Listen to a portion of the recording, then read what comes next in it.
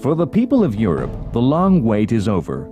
The tension, the fear, the anxiety of a decade has lifted.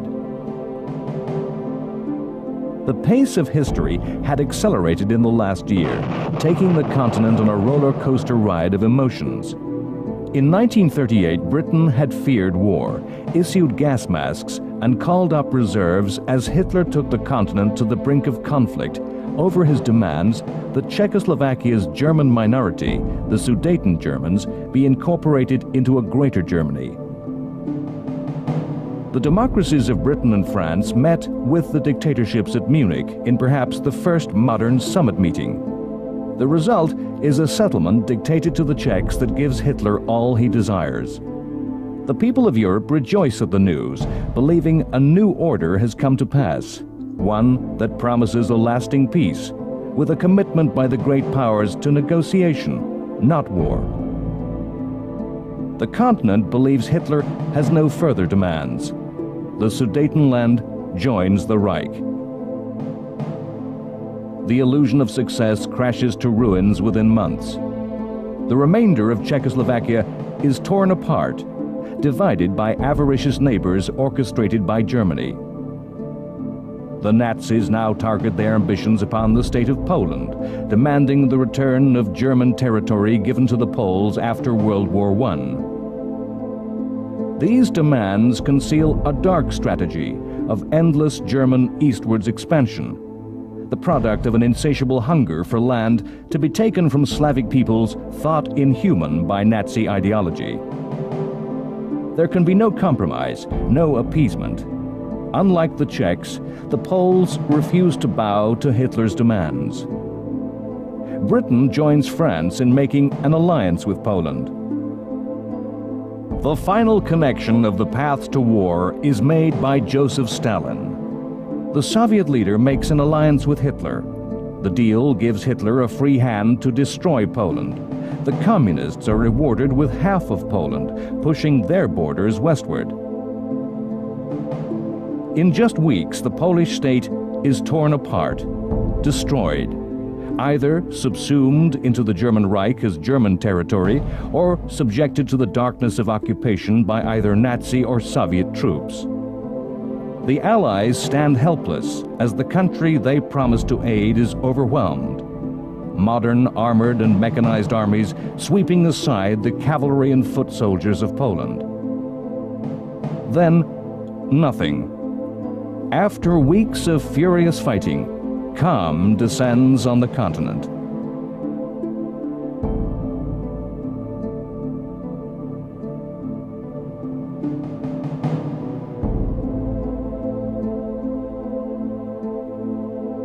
The time that followed the destruction of Poland in just 5 weeks of frenetic activity came to be called the Phony War, the war that wasn't really happening. Now imagine me in the Maginot Line, sitting on the mine in the Maginot Line. Now it's turned out nice again, the army life is fine. The phrase was coined in the United States. Britain talked about the Boer War and the Twilight War.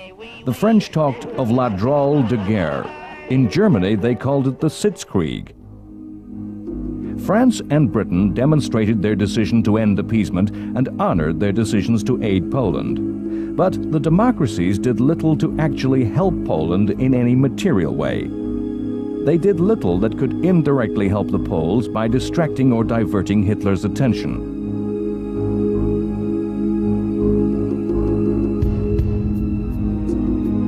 France's commander-in-chief, Gamelin, saw the war only in terms of defending France, repulsing a German attack. This mentality spread down throughout the French army. No attempt was made by France's heavy artillery to shell German industrial towns, which were well within range.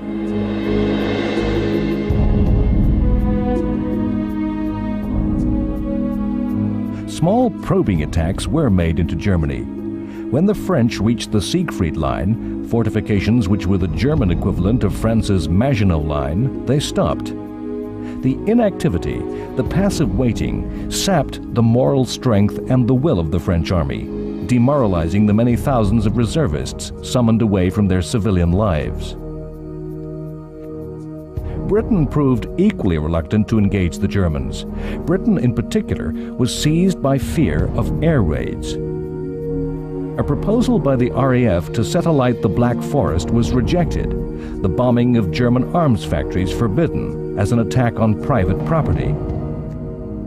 A proposal by Churchill to mine Germany's rivers, important arteries to the economy of the Reich, was rejected by both Britain and France on the grounds that reprisals might be provoked.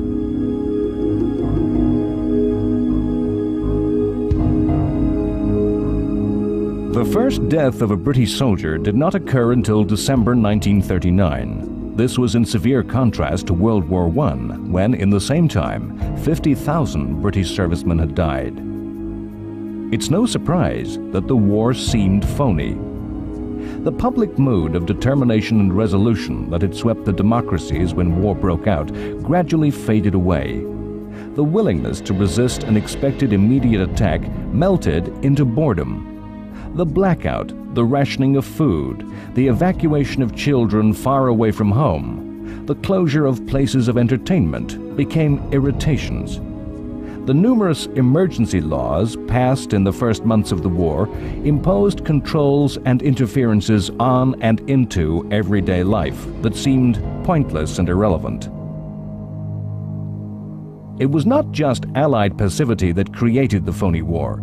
The Germans were in no great haste to raise the pace of the action. They sought to consolidate their gains in Poland. Some German generals thought the army not ready for war and hoped, as many did in Britain and France, that the war might wither away and a peaceful compromise emerge if neither side upset the other. Perhaps another reason for the phony war is the simple fact that the weather of that winter was some of the most severe in living memory.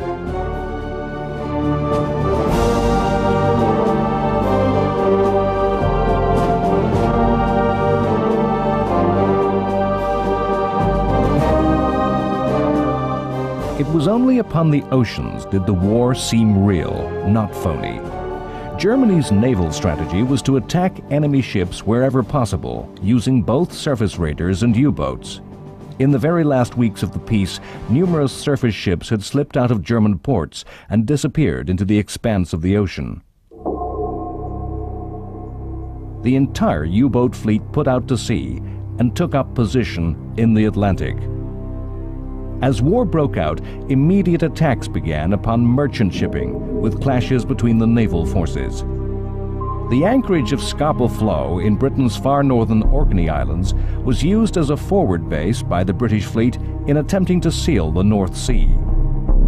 On the night of October 13th, a German U-boat daringly entered the anchorage and torpedoed the huge British battleship Royal Oak, which capsized with the loss of 833 British sailors.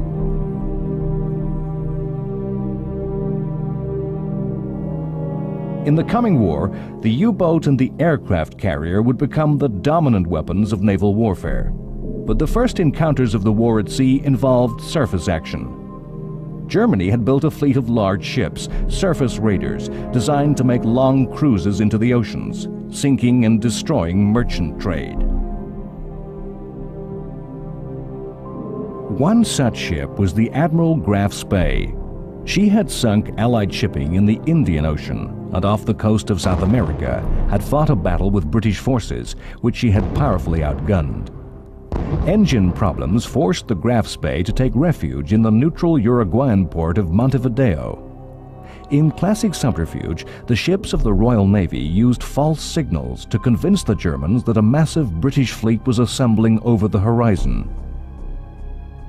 The Germans chose to scuttle the Graf Spee. The encounter was presented to the British people as a great victory.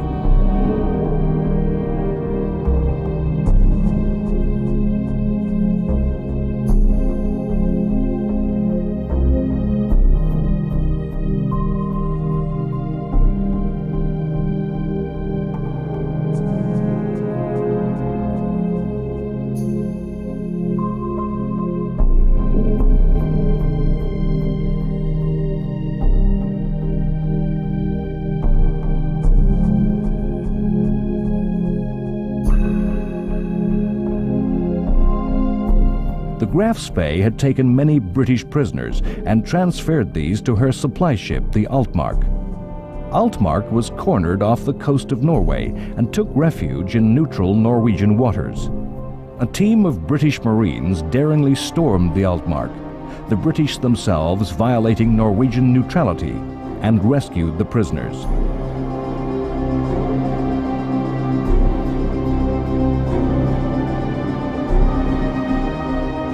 Britain had learned some of the lessons of World War I and immediately introduced convoys against U-boat attack, resources restricting the extent to which escorts could be provided.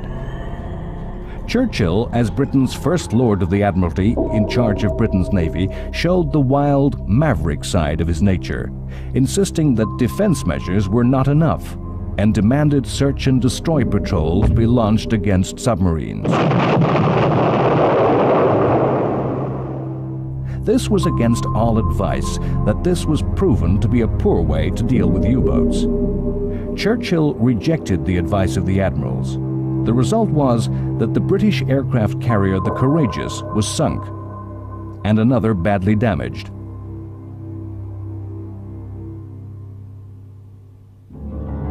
War was being fought on land, in Europe, in the forests of Finland.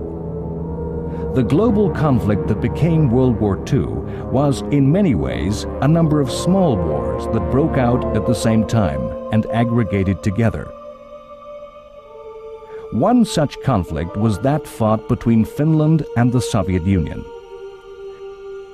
The fighting that broke out at the end of November 1939 was the direct outcome of the Nazi-Soviet pact, in which Stalin demanded Finland become part of Russia's sphere of influence.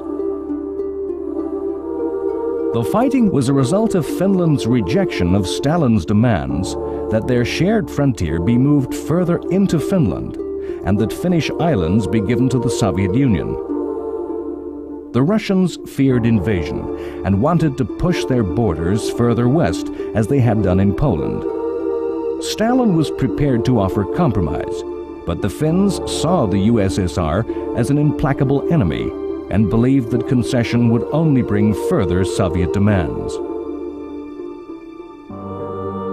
Russian forces attacked across the whole length of the border. The Soviet Union mounted a full invasion of Finland. The Russian soldiers were told that Finnish workers would rise to welcome them as liberators from capitalism. The Finnish army was small and poorly equipped in nearly every aspect. However, its troops had been intensively trained to operate in their native forest terrain, to operate in the dense woods of summer and the depths of winter snows. What's more, the Finnish soldiers were motivated by a fierce and determined patriotism. The Russians outnumbered the Finns by more than 150%. Their imagined easy advance ended in stalemate. The Finns absorbed and repulsed repeated attacks, and the Russian superiority in air forces was negated by the short Arctic winter day and poor weather. The Russian tanks were negated by a simple, improvised weapon, the Molotov cocktail, a bottle filled with gasoline and tar, which was thrown into tank engines, setting them on fire. The communist tactics were naive, separating their tanks from their infantry. The Russian armor was hunted down amongst the forests by Finnish infantry on skis. The Russians attempted to swamp the Finns by weight of numbers, using crude human wave mass attacks.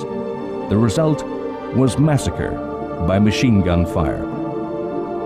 Throughout the Finnish War and the early stages of the eventual conflict with Nazi Germany, Soviet forces would be severely weakened by the butchery of Soviet high command in Stalin's purges.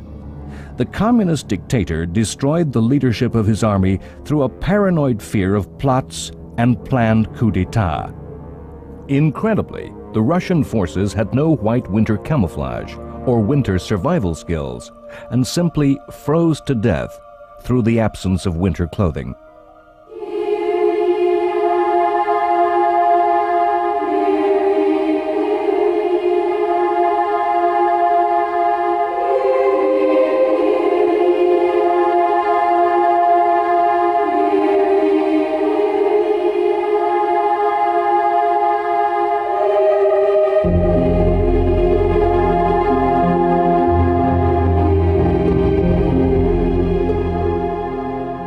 Finland appealed to the League of Nations. In its last major intervention in world affairs, the League proved as impotent as ever to prevent the war. The USSR was expelled from the League, and all member states urged to support the Finns.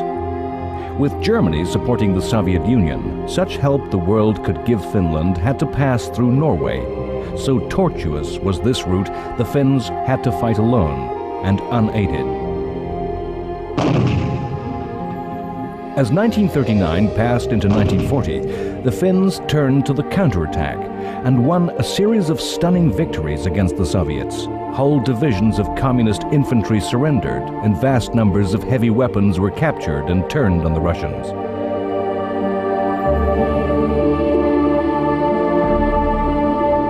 The Finnish successes brought the Russians to the negotiating table. They also made the Finns believe that ultimate victory was possible, and led them to push for a hard bargain with the Soviet Union.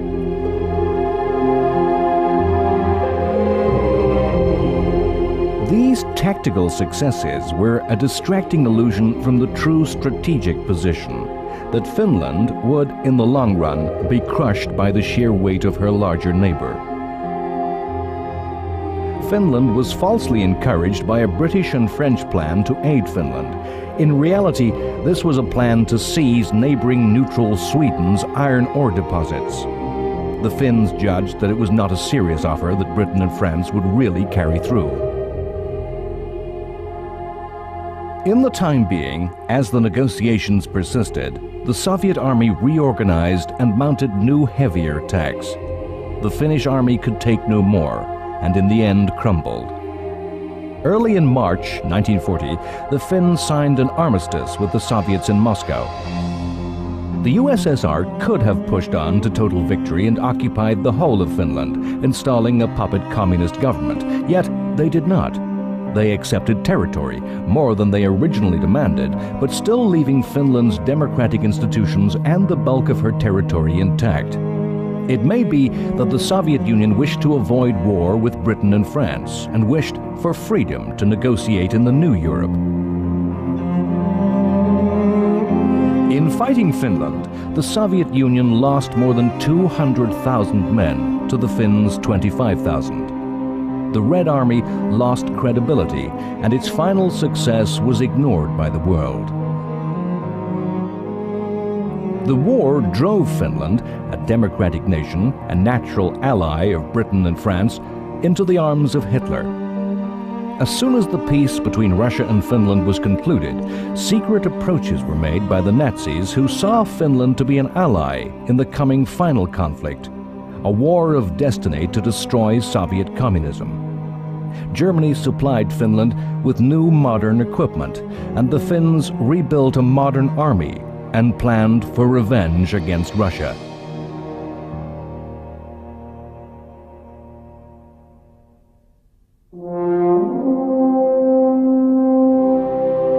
The armies of 1939, the armies which took their place in northern France, represented a way of fighting war, a relationship between the armed forces and society that is almost impossibly remote to the present.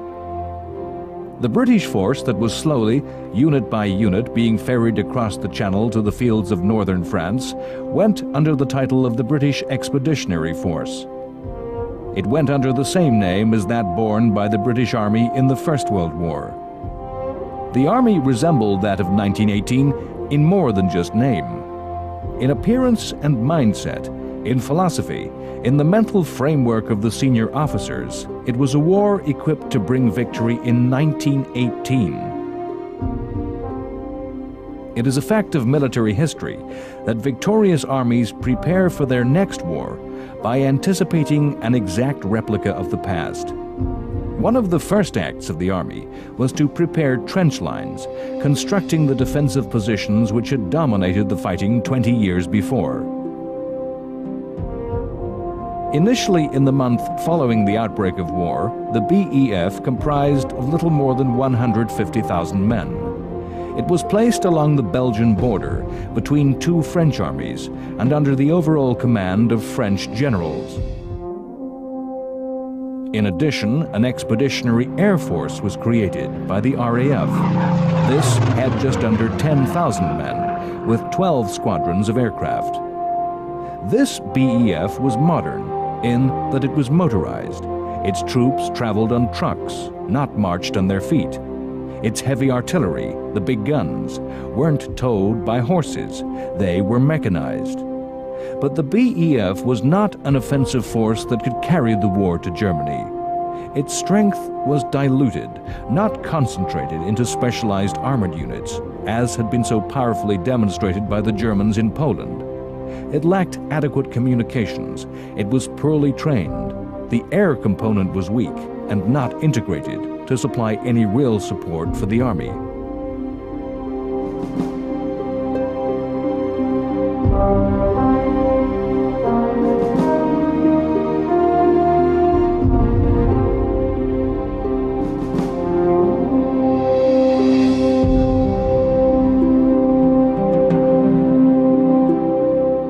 Through the winter, the BEF dug trenches, caught up on training, and waited to see what would happen. In the spring of 1940, the BEF was supplemented by territorial units, reserves of part-time soldiers. Its strength then began to approach 400,000, but nearly half of these troops were little more than labor, had little military value, and almost no equipment.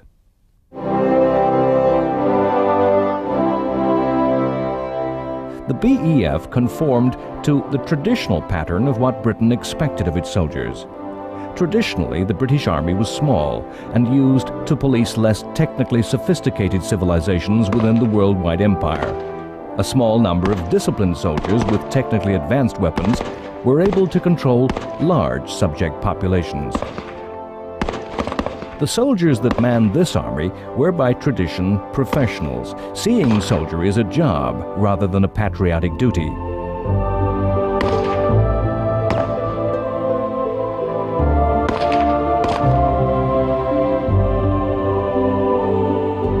Tanks had been one of the most startling innovations of the First World War. They had developed from agricultural tractors as armored vehicles to cross the morass of no man's land into the hail of machine gun fire that had made conventional charges by infantry with bayonet and by cavalry with sword or lance bloody killing grounds. Tanks had played significant roles in the great victories of the British in 1918. But amidst the confusion of the war, to read the true potential of the weapon required a leap of imagination that was made difficult by the Allied victory.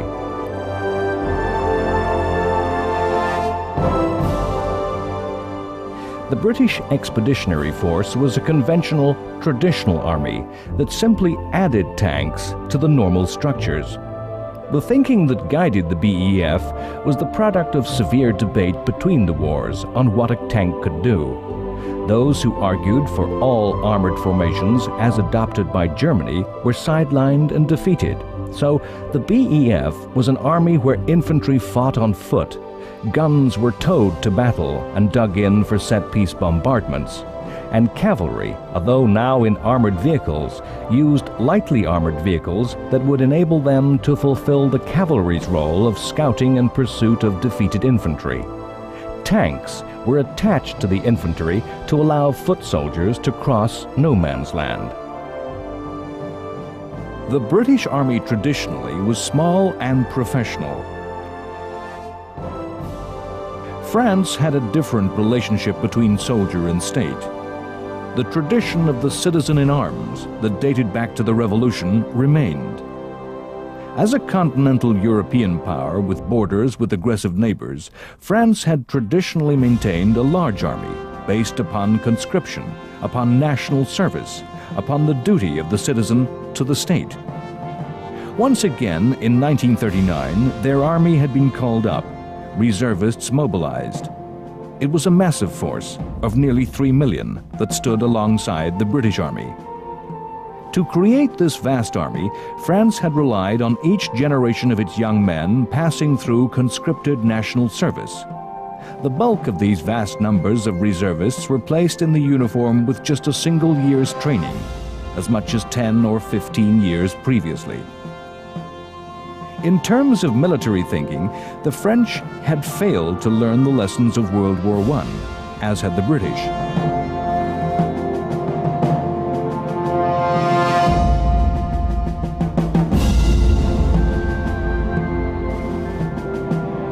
French tanks were over 3,000 in number, the equal of those in the German army, and were technically high in quality.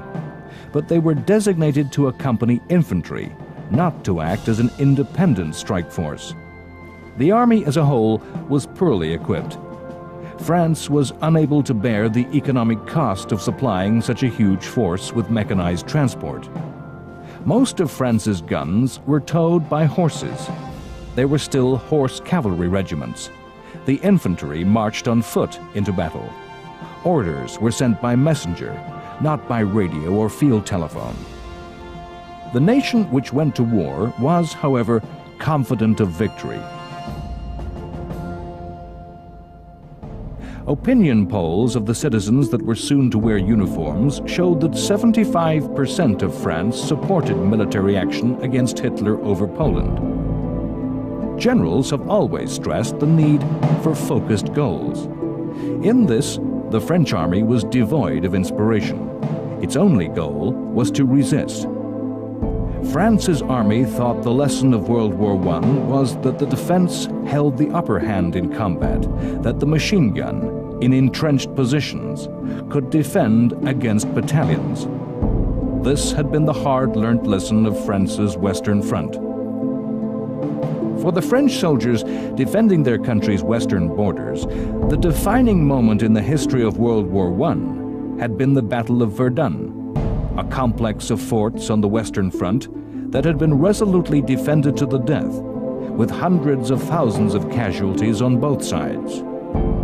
France saw the path to victory in 1939 as making their whole country into a new Verdun, against which Germany could be provoked to attack. Attacks which would break against the fortress walls so decisively that German strength would be destroyed. This tactic produced the Maginot Line of forts, a fantastic complex of defenses.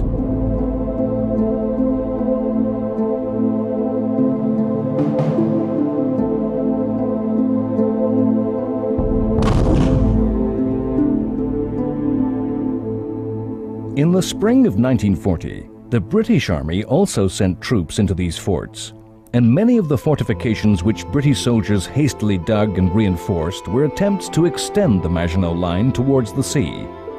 Economy had ended the line at the Belgian border.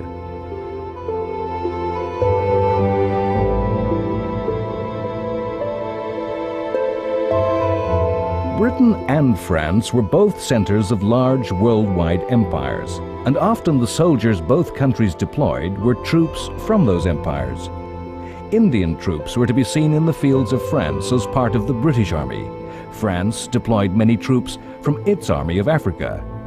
Some of the forces that were being assembled against Germany were Poles who had undertaken incredible journeys, escaping via Hungary, Bulgaria, Turkey, and the Middle East to somehow link up once more with their British and French allies.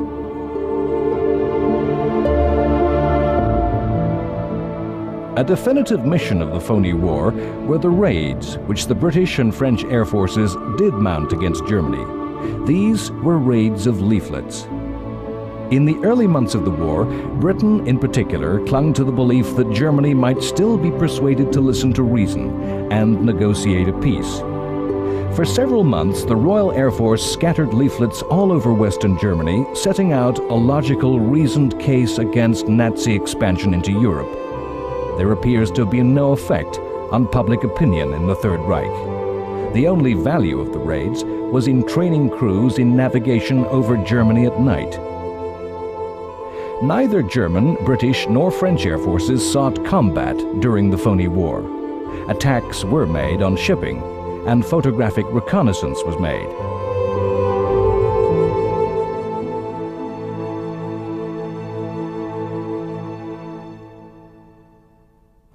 If, during the Phony War, the events on far distant oceans and peace on the supposed battlefields of Europe seemed remote and disconnected from the everyday experience of the population, so too must have seemed the far distant events of Asia. Few Europeans may have given much thought to the vicious war that was being fought in China by the army of the Empire of Japan. Little did the people of Europe envisage that the war in Asia would link together with the fighting in Europe. Japan was fighting to occupy and control the resources of China, a vast but weak and chaotic country.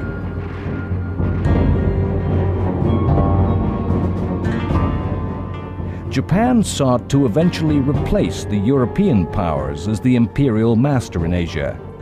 European colonies, such as Hong Kong, strengthened their defenses, fearing the war might spread across from China.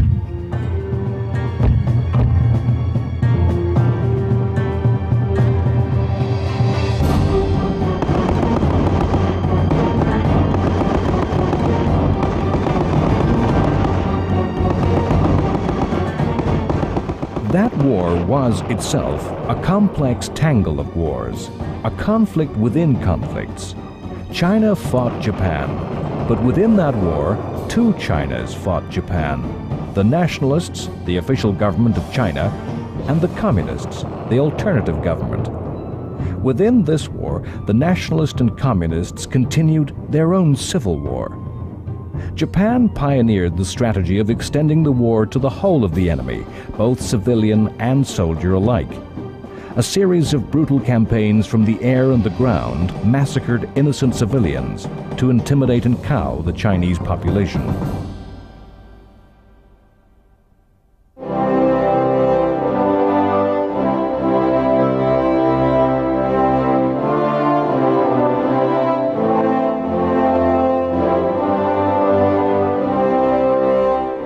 On March 7, 1940, the Queen Elizabeth, then the largest passenger liner in the world, completed its maiden voyage, docking in New York. The liner had dashed across the Atlantic at top speed. The voyage was kept a total secret. The ship had traveled alone, without escort, relying on her high top speed to outrun any possible attack by Germany's U-boats. She was sent to New York to complete fitting out and escape attack by air raids. The enormous size of the liner and her high speed made her as potent a weapon of war as any battleship, delivering the resources of war in vast quantities. In the coming years, she and her sister liner, the Queen Mary, would make any number of high-speed journeys across the ocean, always alone, always in top secret. In April 1940, the phony war disappeared and broke into real action. Germany mounted an invasion of the neutral Scandinavian country of Norway. Hitler saw Norway as a weak northern flank. The remote port of Narvik in the far north of Norway was the outlet for Swedish iron ore, essential for the German war effort. During the Finnish-Russian War, France and Britain had planned to seize the port and deny it to German shipping on the pretext that they were aiding the Finnish fight against Russia. This scheme was abandoned after the Finnish collapse against the Soviets.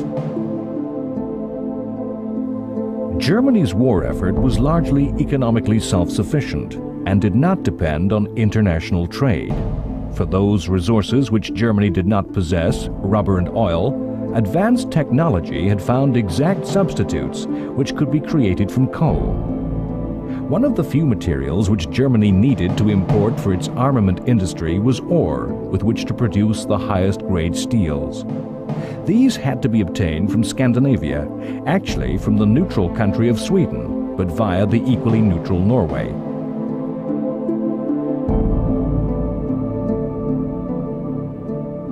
Britain's war of resources was dependent on free Atlantic sea trade. Shipping came under intense attack, and the Battle of the Atlantic between the two navies was to become a crucial conflict of the war. For Germany's navy, the key problem was access to the open sea. Germany's coastline was short and easily closed off by the opposing British. The German navy had already put to sea before the war had broken out. Now, as the conflict extended, the key resource for the German Navy was to gain further coastline from which to base U-boats and surface raiders. The coast of Norway, with its fjords and deep inlets, provided a series of harbors and bases to the Germans that would enable them to threaten merchant shipping and evade the efforts of the Royal Navy to counterattack. Norway and Sweden were countries walking the tightrope of neutrality.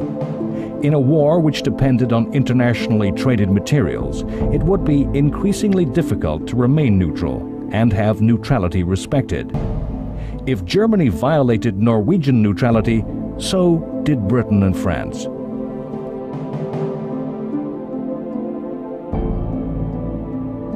At the same time as the attack upon Norway, the Nazis turned against Denmark. Denmark had remained a neutral country in every European affair since 1815 and was accepted by all powers as part of Germany's backyard. Denmark was by nature pacifist in politics, with the military held in low regard. In 1940, the Danish army was just 14,000 strong, the Navy just 5 ships, the Air Force 50 planes.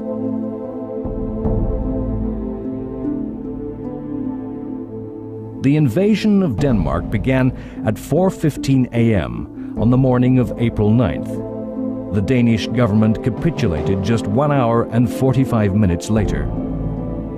Denmark was attacked because it was in the way, an innocent bystander in the path of the attack upon Norway. All the countries that were to come under occupation in the war had to choose how to deal with their conqueror. Denmark chose the path of least resistance. As a result of the capitulation, the Danish government retained power over Denmark's internal affairs. The price was what some call collaboration. Yet it was a policy supported by elections. For the Danish population, it was a recipe for survival. Norway had hoped to remain neutral. Although a country comparable in size to Denmark, its armed forces were stronger, and the country was to provide a stronger resistance to the Nazis. Norway had its own Nazi party, and its leader Vidkun Quisling was installed by the Germans as president of the occupied Norway. His name was to become synonymous with treachery and collaboration as he tried to impose a Nazi system on his country. As the Germans mounted their invasion, their troops embarked, their aircraft and ships fueled and armed. They were taking part in a carefully planned operation to grab resources needed to further fight the war. History conceals from us the confusion endured by both sides in 1940. If there is a lesson of military history, it's the way in which the most extensively planned operations simply do not turn out as planned. The fighting in Norway became caught up in just such confusion. As the German forces sailed up the coast, they encountered British forces, not a defense. They were involved in an offensive operation of their own. There had been intensive pressure in Britain to end the phony war, to do something. Britain and France had decided, unbeknownst to Germany, to lay mines in Norway's coastal waters. The aim was to force German shipping out from Norway's neutral waters into the open sea, where they could become victim to British destroyers and submarines. The mining operation ran into the German invasion. Hastily, the British revived the plan to occupy Norway. It was planned badly, poorly controlled, and from the first to last, an operation conducted in a climate of confusion. The action started badly. Units embarked on ships, got off their ships, were ordered back aboard, leaving behind their heavy artillery. An amphibious operation, it was planned by admirals and generals who so jealously kept their independence, they traveled on separate ships. The fighting was to be amongst the subarctic mountains and fjords of Norway, yet ordinary British infantry was pitted in combat against special mountain troops of Germany. Troops were sent without anti-aircraft units, only to be subjected to bear constant Stuka attack. Despite some determined action by the Royal Navy, after having been initially caught off guard when British destroyers completely devastated a large force of German ships, the poorly equipped and organized British troops were pounded from the air and driven to constant retreat by the mountain troops, led by some of Germany's best generals.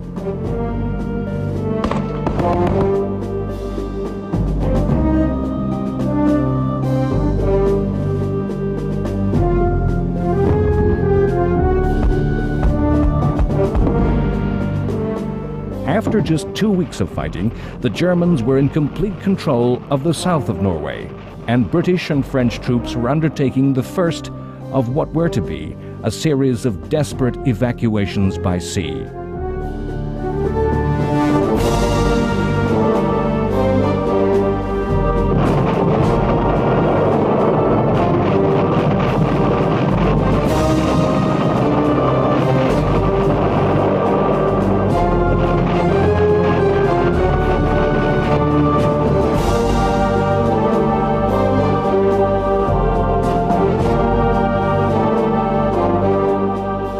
The initiative for this action came from Churchill and displayed Churchill's habit of proposing wild strategic adventures on the fringe of war at its very worst.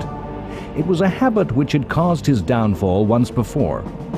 In World War I, just such a similar venture into Turkey at Gallipoli had caused the deaths of many thousands of British troops, and since many of those troops had been from Australia and New Zealand, had even threatened the British Empire.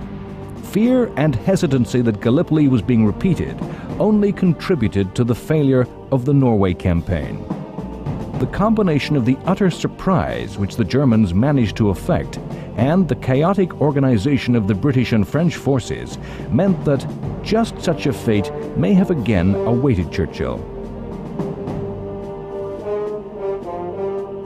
Instead, the events in Norway were to project Churchill to the height of power. That a disaster that might have consigned Churchill to the footnotes of history catapulted him to a paramount position proves such a thing as destiny exists. The timeline of the war is a complex weave of events, of cause and effect tangled together. Already, elsewhere in Europe, the war shifted into a higher gear. A picture was being drawn upon a bigger canvas as the German invasion of France and the Low Countries began. Yet, in Britain, the chain of cause and effect that spread from the Norway campaign was still to play out. The government had been led by Neville Chamberlain. Chamberlain has earned an unfortunate place in history as the principal architect of appeasement, forever to be associated with the Munich Agreement that had consigned Czechoslovakia to oblivion, with promises reneged and trust betrayed. Chamberlain, in fact, only represented the views of nearly everyone in Britain and her ally France. Chamberlain's fault was to take Hitler at his word. He has compounded his fall in the eyes of history by a series of dramatic speeches that were all too quickly to be confounded by events, to the discredit of the man. On his return from Munich, describing a meeting with Hitler where the dictator had made a vague agreement never to go to war with Britain, Chamberlain had waved a single sheet of paper and famously promised peace in our time. A principled man, Chamberlain had been devastated by the outbreak of war, seeing it as a failure of his political life. The conduct of the war, its phony nature, was as much a product of Chamberlain's clinging to a desire that somehow a peace might be grabbed, even at that late stage. While Chamberlain led Britain, no bomb ever fell on German territory. After 6 months of the phony war, on April 6th, as the Germans were leading their invasion fleet for Norway, Chamberlain had made a speech where he famously declared, "Hitler has missed the bus." Chamberlain confidently predicted victory, arguing that Hitler had failed to act while Britain and France were still arming for war. Once again, Chamberlain's words were soon to be ridiculed by events as the war began for real. A debate in Britain's House of Commons was called to discuss the Norwegian campaign. The House met for 2 days in continuous session. Member after member rose to criticize Chamberlain. Aged war heroes came to the house in uniform and medals and stood in condemnation. Famously, Leo Amery, one of the most senior members from Chamberlain's own Conservative Party, quoted words from Oliver Cromwell, spoken in the House 200 years previously. Pointing at Chamberlain, he said, "You have sat too long for any good you have been doing. Depart, I say, and let us have done with you. In the name of God, go." A vote followed. Chamberlain's party deserted him, and the government's majority of 200 was cut to 81. The result stunned Chamberlain, and, visibly shaken, he left the house with chants of "Go, go, go," resounding in the chamber. Chamberlain, in fact, did not relinquish power easily. He asked the opposition parties, principally the Labour Party, to join a coalition government. The Labour leader Attlee refused, saying Labour would only serve under a different Prime Minister. Chamberlain held a meeting with King George VI, Churchill, and the most senior minister Lord Halifax, who was Britain's Foreign Secretary. Halifax was the choice of those in government to succeed Chamberlain. The King asked Halifax to form a government. Halifax declined. Uncharacteristically, Churchill achieved his life's ambition by remaining silent. Churchill was chosen because of his dissociation from the politics of appeasement. He alone, of politicians outside the central establishment of British politics, had an arsenal of political and strategic creativity, coupled with instinctive, innate, and powerful talent for the game of war. He himself later remarked on his taking office, "I thought I knew a great deal about it all, and I was sure I should not fail." As he became British Prime Minister, Churchill regarded himself as fulfilling a personal destiny. Churchill's rise to power was the last act of a course of events started by the fighting in Scandinavia.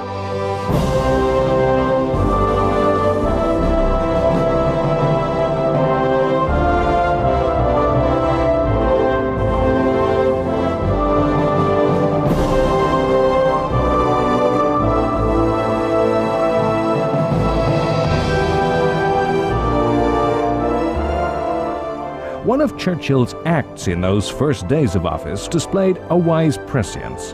Taking the advice of RAF officers, he forbade sending more units to France, reasoning they would be fighting a lost cause.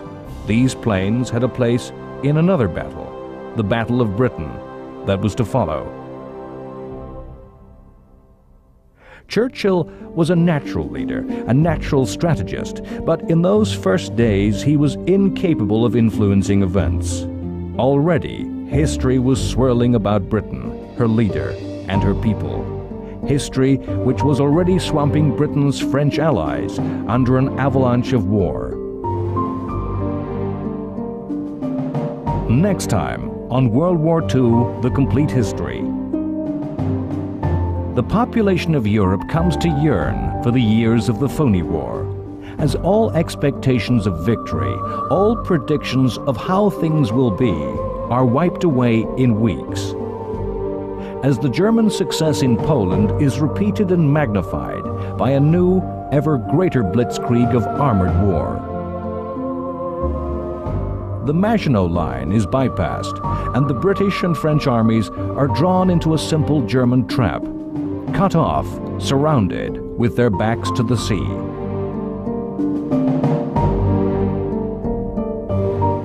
The British are evacuated by an armada of small boats. In the miracle of Dunkirk, the army is saved to fight again. The Germans swing south and destroy France. The ancient dominant power of Europe is defeated in weeks and forced into humiliation of surrender by a vengeful Germany. A weary and defeated France descends into a hell of occupation and the shame of collaboration.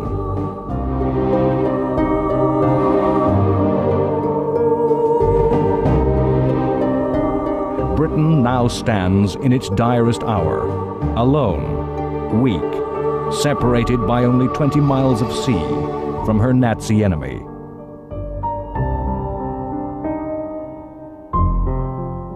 The people of Britain experienced the terror, the fear that other European powers have endured, the fear of invasion, of subversion, of occupation. Invasion and attack is expected. Every desperate reserve of improvised defense is deployed. Hitler offers peace once more. The reply from Churchill is of pure defiance. To fight on the beaches, to fight on the streets, to never surrender.